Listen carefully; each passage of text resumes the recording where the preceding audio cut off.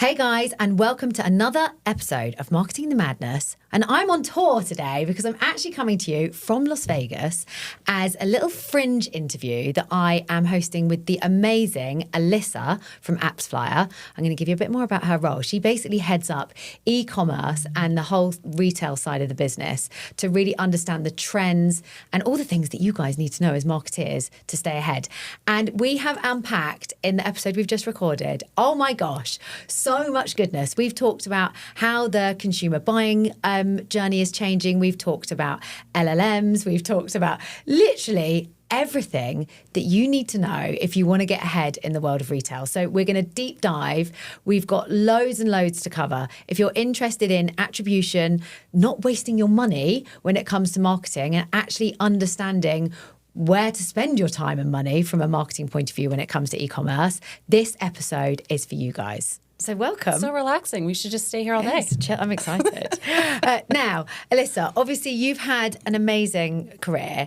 We're going to delve into some of the really exciting things that you're seeing now in your role at AppsFlyer, where you're kind of this retail, the ecom lead for North America. Yes.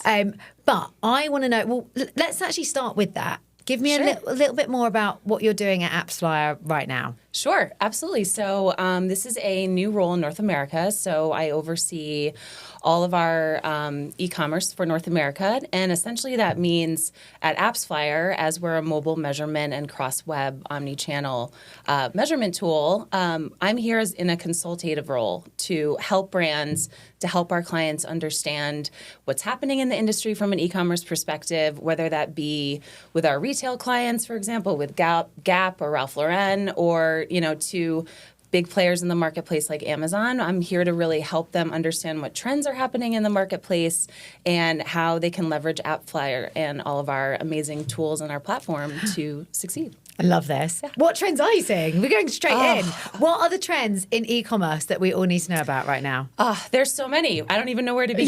Yeah, there is. I mean, we're going to talk about, and I am trying, guys. I can't ever stick to a brief here, but we are going to talk about AI, how that's reshaping customer journeys. But I mean, that is kind of everywhere. Agentic, everything. Like, what are you particularly seeing? Yeah, I think the landscape is changing so rapidly with AI. We're all new to it. It's all moving very quickly.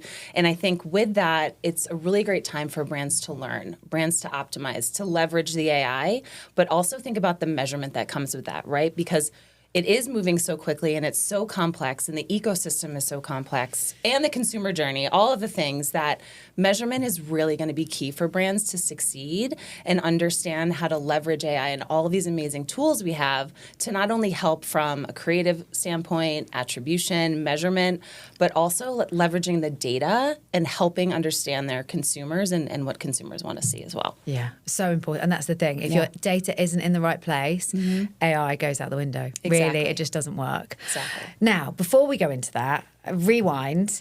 I want to get more of the Elissa story because you, I know already, have worked at some pretty incredible brands throughout your career. Yes. So give us a bit of a snapshot of what's brought you here today. Sure. So, I've had the opportunity to work at some amazing holding companies, advertising agencies. My teams and I have built over 250 brands, primarily in beauty. I've worked at platforms such as Pinterest and programmatic partners such as Quantcast. And so for me, coming to AppsFlyer felt like such a natural next step for me to understand the full landscape. And it's a new challenge for me that I'm understanding. But having the ability to, work with brands. I've launched my own CPG brand. So, that was a challenge in itself too, to think about, building my own brand and what consumers want. All of that has kind of led me to this role, which really helps me, or helps brands rather, think about bigger picture, think about the consumer journey and understand what their competition is doing and how they can get a leg up for sure. Yeah, it's been a really interesting time, I think, in e-commerce over the last few years. Now, obviously, I have a lot more knowledge on the UK and European market. Yes. how have things been in America? Has it been as tough for the retail market out here? Because it's been tough in the UK. People haven't been spending. Obviously, I think there's been a big overhang. Dare I even talk about COVID anymore? Yes. But give me the kind of sense of the American retail or e-com market over the last few years. Yes, it has not been easy, you know, and I think, you know, COVID really started a trend where, you know, brick and mortar retailers and companies were really struggling. And so they were forced to go more online, forced to think about apps and what that user journey is going to be.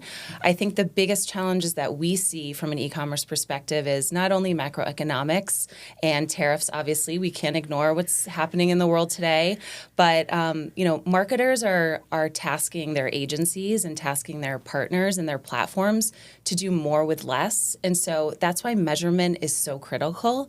And also thinking about mobile app in general, I think a lot of brands aren't maximizing that opportunity and what the lifetime value is of that particular customer. When you think of yourself as a consumer and you think of some of the apps that you're engaging with, that's, you know, you're integrated with them. Like you keep going back for more because the brands are engaging with you and really thinking about what the consumer wants and what that story is going to be. So we're seeing, you know, whether you have a large budget or a small budget, understanding how to talk to the consumer and understanding that lifetime value of that mobile app and what that customer can bring is going to be the deal breaker, right? So it's really important that brands are engaging from a mobile measurement standpoint, but also tying measurement and data together, not just thinking about measurement as an afterthought.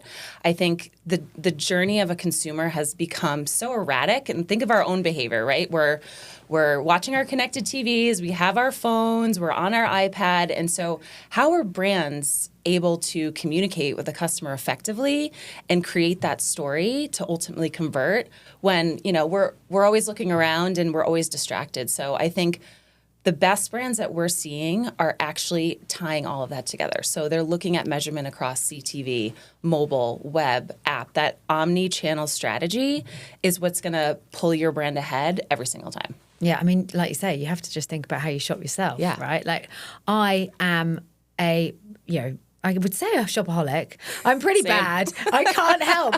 And most of the products that I find, I mean, I do see stuff on TV, but mainly for me, it's through Instagram. I have to be really honest. Like, you know, everything I buy, and it's not even necessarily, there are some key influencers in the kind of fashion and beauty world that I follow that definitely influence me. We'll have to share later. Yeah. Oh my God. Yeah. Well, we can do it on the podcast. Let's do it. Yeah. But there are some that I don't actually know who they are, and then I find the influencer through the platform because of the product that they're. Absolutely. So one recently, I don't know, I think it is American because, and I didn't realize, and then I loved it even more when I found out who it was it's a brand called Cure Skincare, Qure. Oh, and they do this, oh my God, I love it.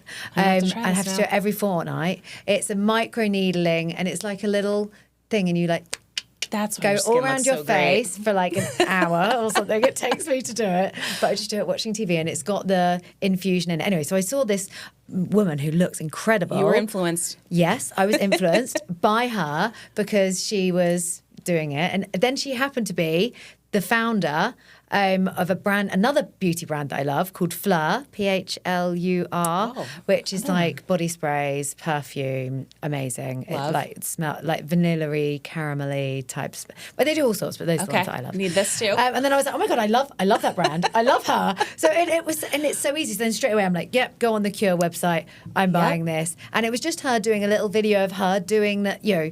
Yeah. But it's getting, I mean, that was probably sponsored based on, you know, my age and the kind of things that I'm always buying through Instagram. But that, you know, how I used to buy was very, very different. Yes. And now, of course, the other huge thing that is happening is I'm not just buying from Instagram anymore. I'm going to my good friend ChatGPT. Yes. And I'm saying, hey, Chat, how can I look younger? Which are the best products? Yes. Or when I found that product, Cure Skincare, and I think I actually did do this before I bought it, I'm then putting that into Chat to get it to give me, like, is this as good as it says? Is it gimmicky? Yes. What are the ingredients? What's the quality? Like, is there something else that I should be looking at instead? Absolutely. And then it validates it for me or not. Sometimes it doesn't.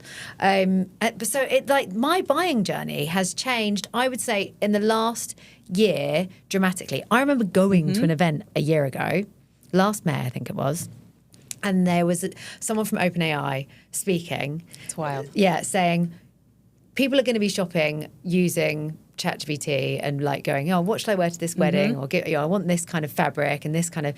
And I was thinking, I am never going to do that. I'm going to find what I want myself on Instagram or wherever. Yes. And now I am doing that. Well, and that's the struggle that brands have. And to use your example that's a great example, because we can't necessarily leverage that data yet because it's so new and so fast. And so when we think about beauty brands, which is close to you and I, obviously, of course, we have to understand that full consumer journey.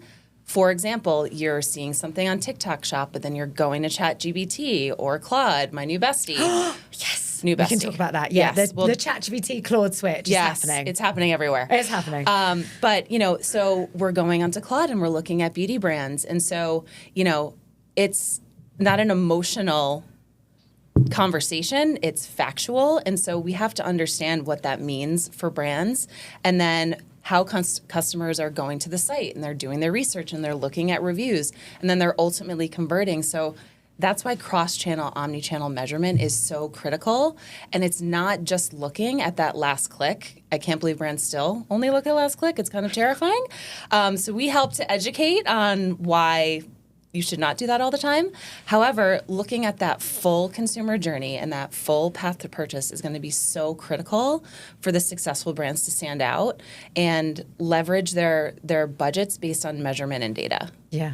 Well, I think that's the thing is I can't remember a time in my life when, how consumers behave, purchase, buy has ever changed so quickly, apart from when like the internet just started coming, and I was using dial-up in my bedroom. Yes. Like now is, ChatGPT and Claude and other LLMs are available, have totally changed how we shop. Yes. Like it's been a dramatic and a very fast change. So exactly like you say, looking at those data points, understanding how those consumer journeys are changing is more important than ever. Yes. So talk to me about, let's get into the product a little bit, I guess, here. How does AppsFlyer, like how in reality does that actually work?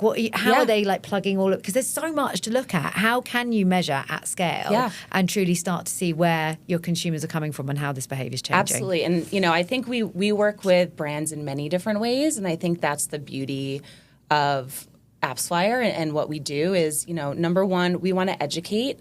And we want to listen and we want to understand what the problem is that the brand is trying to solve for from a measurement perspective, from an attribution perspective, and understand, what's the lifetime value of that customer, especially from a mobile standpoint. And so how can we connect that brand and their investment omnichannel? So what you're going to see from us moving forward is, we're not just looking at mobile. While it is very important, we're also going into web and understanding that we want to be the go-to for brands to go for omnichannel measurement, helping you build your brand, being an extension of your team. And I think for me in my role, working with so many brands, there's a certain amount of empathy I have because it's very tough to be a marketer right now. It's really tough in terms of, what's going on in the world, obviously, but also being efficient, but being smart with what you have. And listen, we all have someone to report to. So it's really critical for these teams not to be siloed from an SEO, SEM perspective, social teams. Like they really need to, look across the whole spectrum of their media investment. And that's something that we can help them with from a measurement standpoint to arm them with the rationale of why we need more budget in market or, going to the CFO or CMO to understand this is what's working and this is what's not. We've had examples where we've leveraged our amazing platform and our data to show clients you're investing in this platform, but we're seeing more downloads of your app in this platform. So we would recommend from an omnichannel perspective, you may want to optimize into that. While we're not media planners or, strategists for the brands, we want to make sure that the dollars are working as hard as possible for them because we understand that the ecosystem and the current climate we're in is challenging. So we want to be a really great extension of their teams and a really good partner. Yeah, and I think that's the thing, because everything's changing so quickly, there's so much for marketers to have their eyes on right now. Yes. Like, where do I spend? What is the best spend of my dollar, or my pound, or whatever currency? And that's, and I haven't even been here 3 months for AppsFlyer, I'm still learning as I go. But one thing that I'm really excited about is just meeting with brands and understanding those challenges. I think a lot of times platforms are so, into themselves and the data and what we can do. But I want to understand and hear what the brands need us to do and what challenges they have, so then I can go back and be a proponent for that brand internally to ensure that we have the right stakeholders and the right subject matter experts to really help that brand succeed. Yeah. Well, on that then, I told you I'm always going off brief. I'm okay, very I love naughty. But what are the common challenges? Are there any things that you're seeing again and again and again that brands are struggling with? Yeah, I mean, it definitely depends on the vertical. Yes. So, I'll just use retail as an example. We're not seeing that cross-channel connecting of the dots a lot of the time. And, it goes back to that last click and looking at KPIs that, as the world is changing so quickly and as we're using AI, they're not looking at the full purview and the full picture of what that means. And so what we try to tell a lot of the retail clients is creating that customer journey, understanding how critical your mobile app can be is going to create a more effective and efficient LTV for the brand that you're going to have a longer relationship with. And so, you can't always just look at, the last sale. Like what are you trying to do for the customer? How are you trying to bring them back? And I think we really need to think about ourselves as customers, as marketers as well. We can get very lost in all the technicalities of our industry, but I think it's really important to understand that the consumer is demanding more personalization. That's a huge thing for customers, right? And so how do you do that in such a cluttered marketplace, especially retail? You see brick and mortars closing left and right. You see, new brands popping up in fast fashion. So, to stay out of the clutter, what is that long-term message that you're creating? Because customers are demanding that. You and I are demanding that.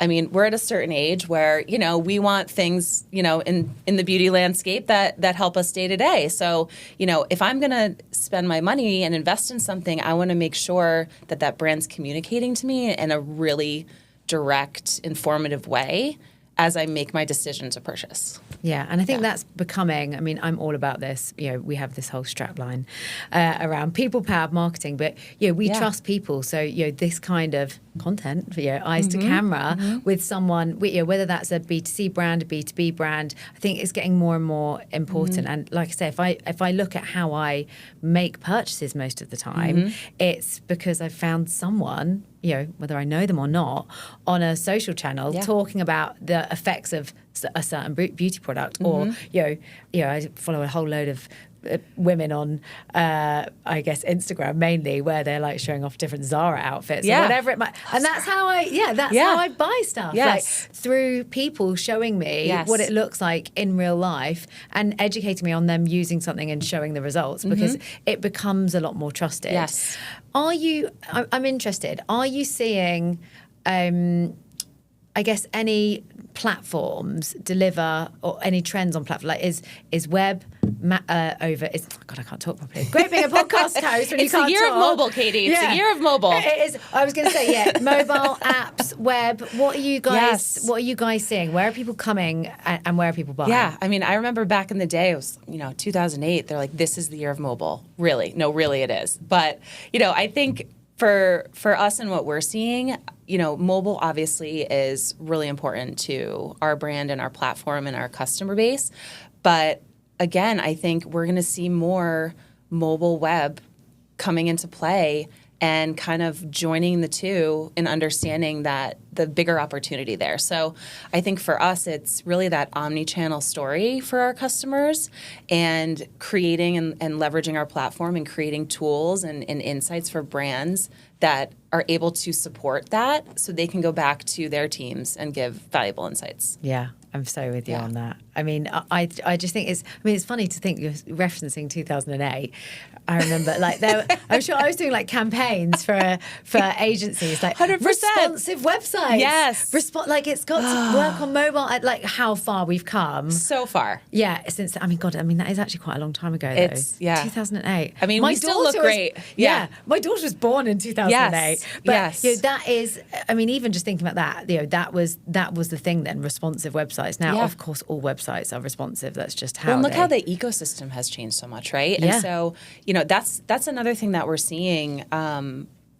Platforms are becoming more walled, and that's a big problem. And first-party data is being monetized, and AI is in the mix, and the customer journey is very segmented now, and so you have all these things happening where I foresee moving forward. We may see partnerships with brands working with other brands, or things just to create more opportunities to integrate with the customer in an exciting way. Like that's something maybe we may see in the future too. So it's just changing so rapidly that I'm excited. And excited to see what's next. I am. Although I don't need any convincing to do more shopping, guys. Stop getting so good at convincing me to spend my money. No, I don't mind. I actually quite enjoy it. Right, so I am going to be a very good host and make sure that I want to delve into the AI stuff. So there's a lot of talk about AI, one click or zero click, I think now is changing these experiences. We've started to touch on that a little bit, but what are you seeing, and what do you think the future is when it comes to? Yeah, I think it's a very interesting time to be a marketer, and I think that we're going to see a lot more measurement from an AI perspective moving forward. Right now, we're still in that gray area. It's very blurred. AI is taking things from different sites, and the measurement isn't quite there yet enough for us to understand. And so that's why it's so critical that we're not just looking at one click or zero click, that we're looking at the full gamut of the customer journey and where they're going from CTV to web to mobile back to CTV. So like that omnichannel story is going to be so critical for brands moving forward to survive, quite honestly. So, and by using AppsFlyer, they can actually see that, can they? Yes. That's incredible. Yes, and we have many great articles on our website, and we're coming out with some very exciting playbooks in the next month or two from an e-commerce standpoint specifically. But we are here as a resource for our clients, and there's just such a wealth of knowledge that we have because we're able to see the full picture, and we're not biased in terms of measurement. So, a lot of brands leverage platforms that I like to say grade their own homework. Yeah. And, that used to be okay, but now it's not because, brands are fighting for, not only shelf space, brick and mortar style, but for that consumer in a cluttered marketplace online. And so, having data and understanding, attribution and measurement is going to be so critical for a brand to move forward. Because so many people are searching in LLMs, I don't know if this is a question that you can answer, but I'm going to ask I'll try. and then we can see where we go. How can e-commerce brands make sure that they're the brand that's found by the LLMs? I think number one, it's looking at holistic measurement and leveraging a third party like AppsFlyer to look holistically across media performance and the channels. I also think foundationally, and after working on so many brands and so many teams, building those right foundations, ensuring that your tech stack has, mobile measurement in it. A lot of brands we're seeing don't have that. So it's making sure that you're stepping back, number one, understanding the full picture of what your measurement strategy is going to be. It's not just a secondary focus anymore.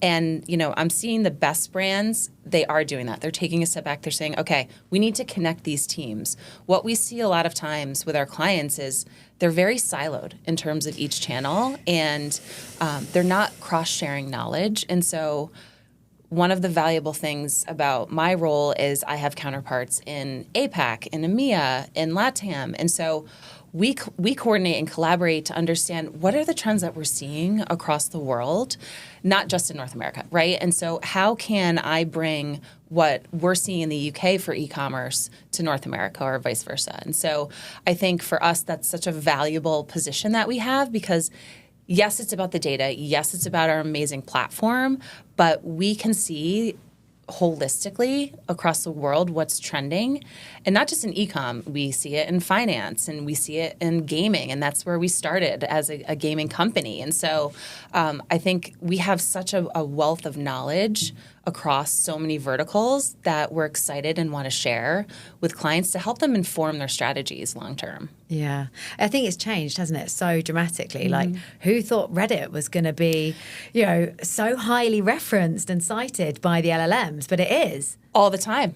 Yeah. Who knew? Yeah. I mean, Reddit is everywhere. Yeah. It's incredible. incredible. It's the place to be. Yeah. So when it gets down to it, are you seeing things like that and saying to your clients, like, you guys need to be on Reddit or encouraging things on Reddit or writing more content on your website? Because and again, it's changing all the time, right? Like, I see a lot of this, and I'm really actually excited to be at Shop Talk Spring. Yep. That's where we are right now, guys. Can't wait. We're in Vegas. Yep. We're actually going to Shop Talk Spring tomorrow to kind of go and hear, I guess, what's happening in the market more broadly. But I'm really excited to understand from an agentic point of view, like how brands need to think about their, content, their go-to-market strategies differently to make sure, because we know such a huge part. I think someone told me a stat the other day.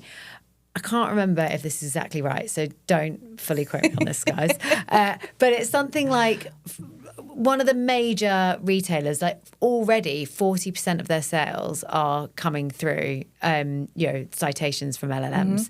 So are there any particularly in the e-commerce space, are there any particular platforms, particular things brands should be doing that you're starting to see trend?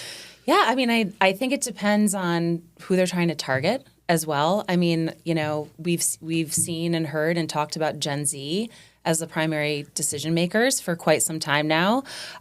We saw a lot of that on a social level at the social platform I previously worked at. And so they were making a lot of the decisions and a lot of the trends that we were seeing. And so I think we're coming back more to the millennials, and the boomers are back, and the millennials are investing more. And so I think it really depends on the audience that you have, but also foundationally, as you mentioned earlier, ensuring that your website's set up for success, ensuring that you have great reviews and engagement from your customers. And this is me just thinking as a marketer, not, something that AppsFlyer would do, but, I think it's going to be very imperative because AI is taking from everywhere. So you want to ensure that you have those positive reviews, that your SEO strategy is, really important, that you're leveraging the proper keywords from a search perspective, that you are using that omnichannel. I'm going to say it till I'm blue in the face, but I think it's taking all of that and then ensuring that you're measuring it the right way.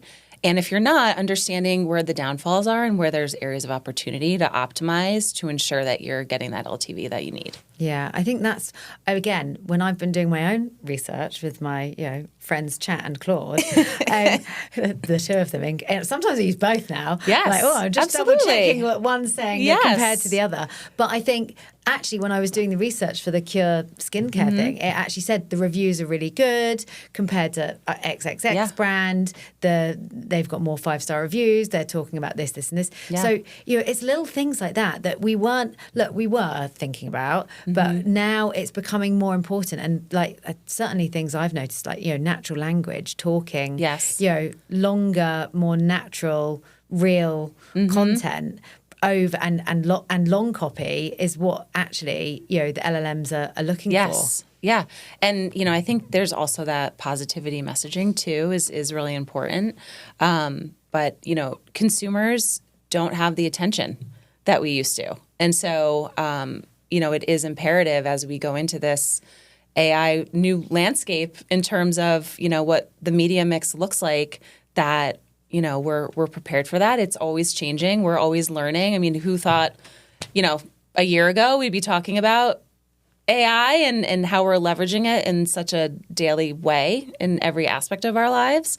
But, it's here to stay. And I think that we're going to see some really great things come out of it. Yeah. I mean, agentic, that's one of the things I'm most excited to hear about this week is because also everyone talks about it. There aren't actually that many brands doing it and deploying it properly yet. We're actually in this kind of research phase to a certain, well, not research, but like trial phase, where people are really starting to dial into this now. You read my mind. That's exactly right. And I think it's so exciting that we're here at Shop Talk because there's so many amazing brands, especially retailers, that we're going to hear about in the next couple of days where, you know, we're going to understand their strategy and their POV. And, you know, there always needs to be a first mover. And so, you know, from what I'm seeing, the most successful first movers are the ones that are most open to tying it all together and, you know, taking a step back and thinking thoughtfully through what their goals are and what they want to achieve and, you know, really thinking about a consumer first mindset.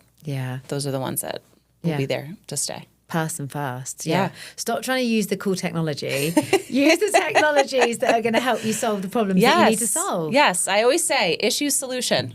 You know, so that's where we are right now. So I'm excited to see the solution for, you know, how we're going to measure all the different channels. And, you know, omnichannel is going to be huge. So it's important to foundationally have that as a brand. And our expectations as consumers is up here. Like, you know, Amazon and other brands, you know, we want things quickly. We're expecting delivery. Like, I was interviewing a whole load of luxury retailers at Shop Talk Luxe in Abu Dhabi back in January. And super interesting. Like, you know, some of those brands now, not only have they got, you know, the retail brands have got their own inbuilt like, you know, finance, you know, so you can use their finance and therefore you get a discount because you use their finance. But also they can then deliver the things that you're buying, shoes, whatever, the same day. It's so wild. Our expectations are like, oh my gosh, this makes it so easy for me. I get a discount because I use their finance. They can then deliver it to me the same day. Yeah. Like as a customer, like even if the product isn't, you know, the perfect product, for ease, convenience, like there's so many different attributes to track. Absolutely. And then you're going to that retailer's app and there's specific incentives on the app for those consumers. So you're creating that one-to-one dynamic conversation with a customer that's going to keep bringing them back. And I think, you know, especially in retail, as we're seeing the trends significantly change. I'm loving how the 90s is coming back around. We love this. You know, we're seeing a lot of those, you know, brands like Ralph Lauren, like they're coming back full circle. I don't think they ever left, but we're just seeing this renaissance. And so it's going to be important for those brands to ensure that they're modernizing their strategy to think about the new savvy consumer that we all are. Yeah. Yeah, so. I mean, I'm not sure if I'm excited about the 90s coming back or not yet. Well, then my daughter's like, Mum, why did you chuck those? Like, pedal pushers are coming. Pedal pushers are a thing in the did you used to call them that? Pedal pushers, bell bottoms? Oh no, pedal pushers. They trousers that are tight, but they finish just below your knee. Yes, and they are coming back now. I used to love them. Like when I was in the 90s. Yes. But I'm not sure if I am going to love them the second round. We're going to have our daughters come on the show because yours is 17 and mine's 16. And, you know, she's like, why didn't you save all your clothes? And I'm like, girl. Yeah. I did not look like this when I was 16. So I don't think you want any of the things that I had. Yeah. But, you know, let's bring back a couple of the things that the staples, you know, we'll see. Yeah. It's happening. It's coming. It is coming. It's Doc Martens. I mean, come on. I love Doc Martens. Example. I still have a pair. I've interviewed them on the podcast before. There's quite a few of the team from Doc Martens that listen quite regularly. In the UK. So we love guys. Hey, we love Doc Martens. They are a huge revival. Revival. Right. I have got a few last big questions. Okay. So I guess from what you're seeing across AppsFlyer's clients throughout, with or without naming names, I'm always cheeky. Yes. What are the patterns that you're seeing that the high performers do differently compared to the people that are, you know, the brands that are growing the quickest? Yeah. What are they doing that the other brands aren't doing? Yeah. I mean, I'll give you an example, actually, you know, within e-commerce. You know, the Home Depot works quite a bit with us, and, you know, we all know their competitive set.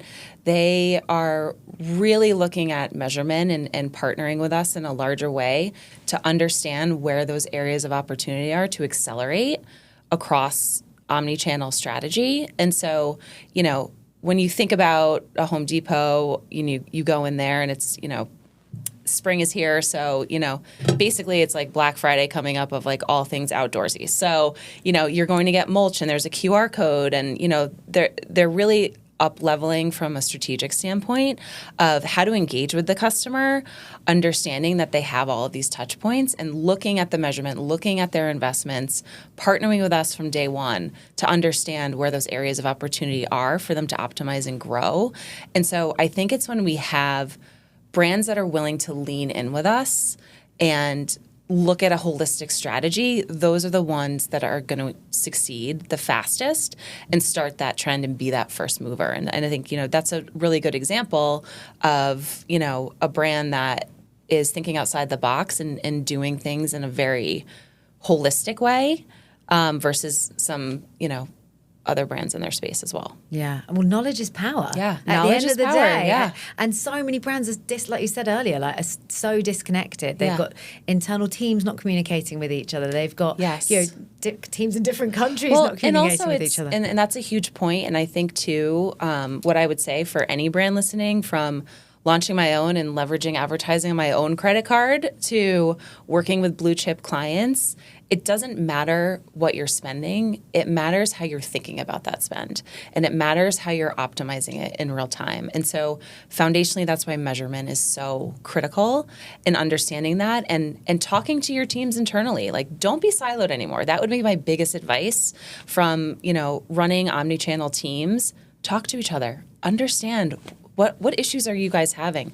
What are you seeing in your space? And how can you collaborate more effectively to get to the bottom line of what your goal is that you're trying to achieve?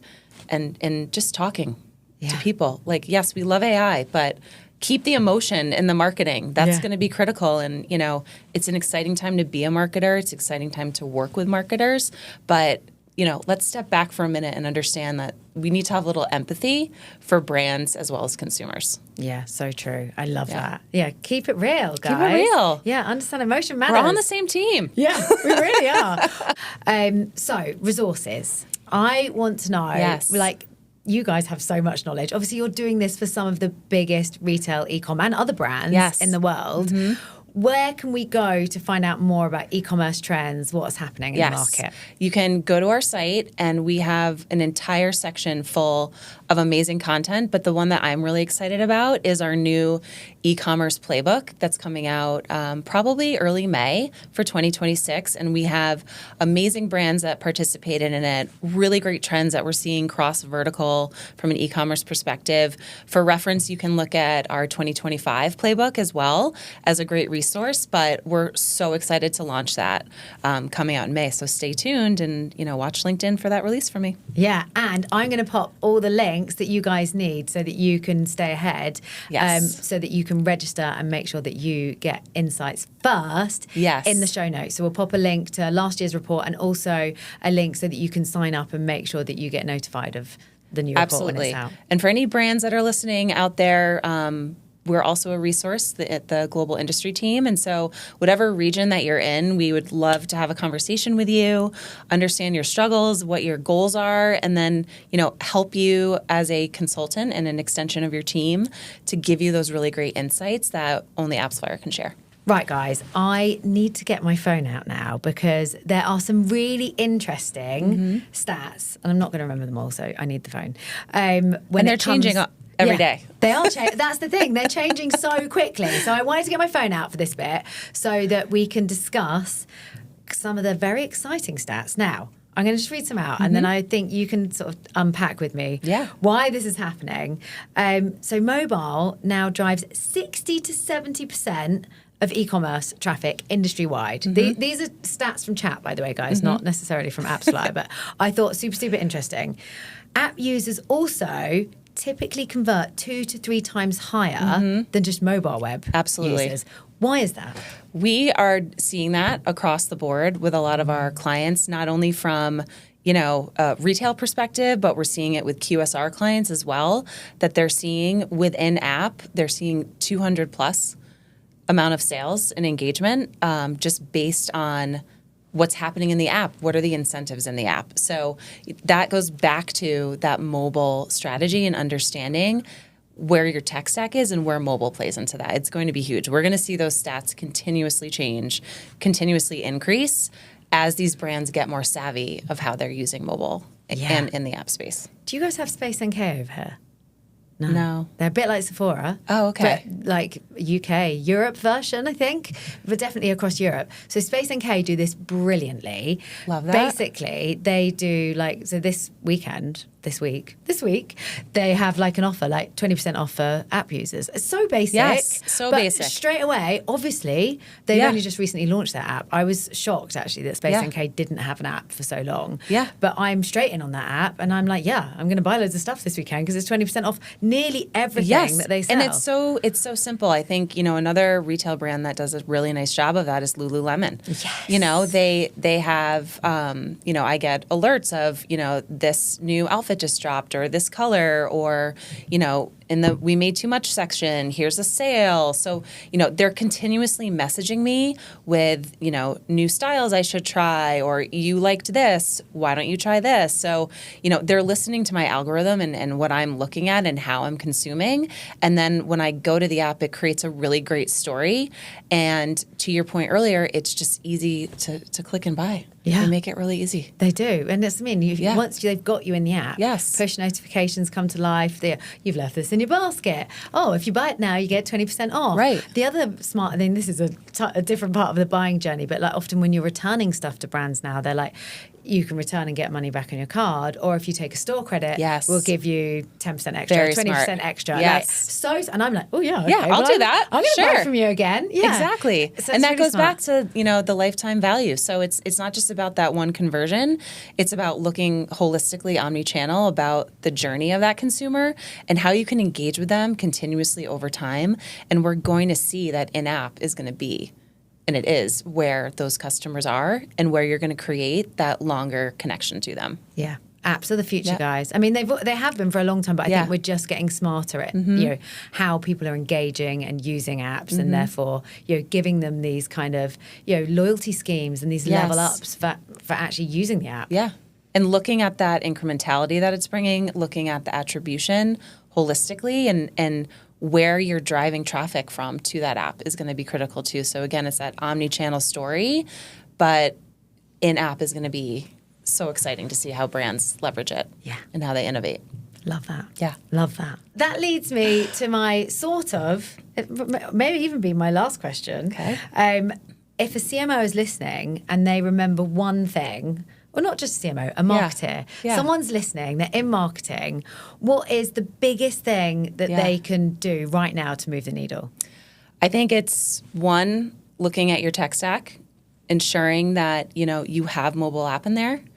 Two, it's understanding what you're doing from a measurement perspective. I know I've said that word 100 times. We should probably make it like a game of some sort. But, understanding holistically what your teams are doing to show you that true ROI and looking at that true performance is going to be critical.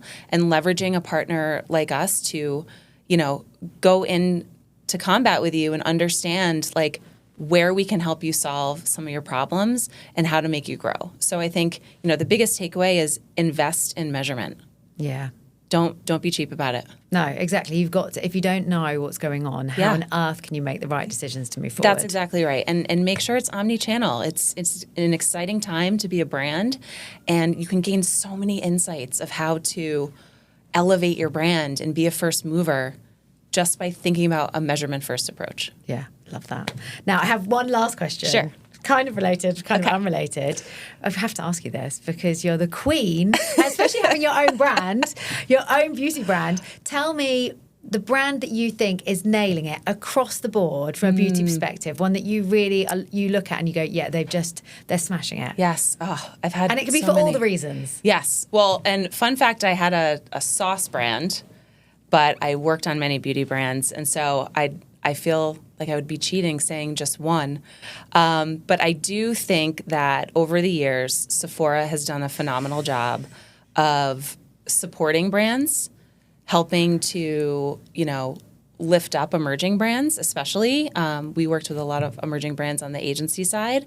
And just to see their story, primarily of how they're like leveraging tech now and how they're being first movers, I think is really impressive. And I'm excited to see more of that in North America and how we can help them. We're seeing really great success with them globally. And so, one of the things I'm really excited about is to learn more about their strategy and what they're thinking about moving forward. Within specific brands that I use, I would have to shout out to Dry Bar and Moroccan Oil because they're amazing. And just I love all the new, organic brands that are coming out. I love Topography. That's a new brand. Yeah. I just bought that. I'm excited to try it. But there's so many, and as I said, it goes back to like their media dollars. Like these brands don't have millions, and they're being really efficient and really savvy. And so that's going to win over the customer because they know who they want to speak to. Yeah. So I'm excited to see what's next. Yeah, targeting the right people in the right place at the right time. Yeah. Happens to me all the time. They're definitely doing something right because they keep spending all that money on them. Exactly. And it's not rocket science. It's just stepping back and as a marketer thinking of yourself and as a consumer and what you want to see and make it a positive experience. Yeah. Sephora do some really smart stuff. Yeah. I have actually interviewed Sephora, but we were never allowed to release the episode. I know, annoying. Yeah. But they do too many cool things. Yeah. But Sephora are at the show this week. They're going to be sharing Excited. some of the stuff that they're doing around agentic. Yeah. But they just, I think, again, this isn't even just omnichannel. This is just sort of everything about Sephora, which I think is quite interesting. Is one, they do some really cool stuff in store. Like you can get they have this skin scanner that then helps you choose the right products to use. Exactly. Obviously, they've got a multitude of different products. Yes. But what was quite and I think all that kind of stuff's really cool, right? That's like why I want to go in there. I'm like, that's like. But then I spoke to my daughter, and because I was one of the mums when they opened in London, queuing up with her for bloody what felt like ages, like an hour to go into store. Same. And I was like, why are you obsessed with Sephora? Like, why do you want to go there so much? Do you know what the answer was? Because I had to ask her because I was doing this interview with Sephora. I was like, tell me. Right. Because of the brands that they've got. Yeah. That was it. She was like, they've just got the cool brands. They've got like the first movers and that's the thing. And, they give brands an opportunity and, listen, how many lip glosses do the girls need and body sprays? Goodness. I mean, body sprays and lip gloss, so many. Yeah. I don't have to buy one for another 10 years probably. Yeah. Just take hers. But you will because they don't like that one anymore. Right, exactly. But yeah, it's an exciting time. Yeah, so. it is. Thank you, Elissa, for sharing so much. Thank you. It has been a pleasure. I love you, by the way. Yeah. You're just so lovely. I can't wait to hang out with you all week. We can just hang out, talk about beauty. Big Love thank it. you for coming on and sharing so much. Thank you, Katie. Thank you for everything. Amazing.